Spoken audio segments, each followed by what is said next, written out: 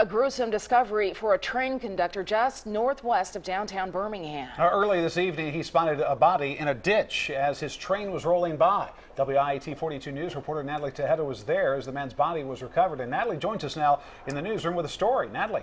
That's right, Trent. This story was breaking news at 6. But before we get to that story, we're getting some breaking news right now. Our India Mall over here on our assignment desk, she's been making some calls on this. We're getting reports of a shooting in the 200 block of 4th Terrace North. We're getting reports that a man could have possibly been shot in the chest. We do have a crew headed that way, so hopefully we'll get more on that breaking news for you a little bit further on in the newscast. But on that breaking news from earlier, I spoke with the coroner, and he told me he didn't think that this would end up being a foul play investigation. Instead, he tells me he's leaning towards ruling this as a tragic accident.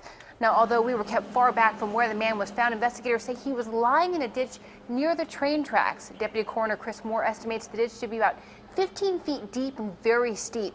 He believes the man may have been trying to cross when he slipped and fell.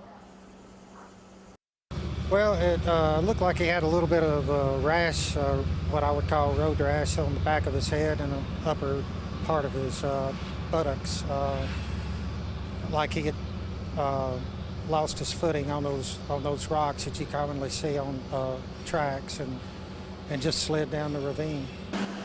Investigators believe the man may have been in the ravine for a few days before being discovered, but all this information is preliminary at this time. I'm told that before they can make a final ruling on the cause and time of death, they're going to have to do a full autopsy and toxicology.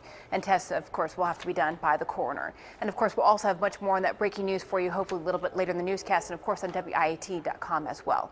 In the newsroom, Natalie Tejeda, WIAT 42 News, coverage you can count on.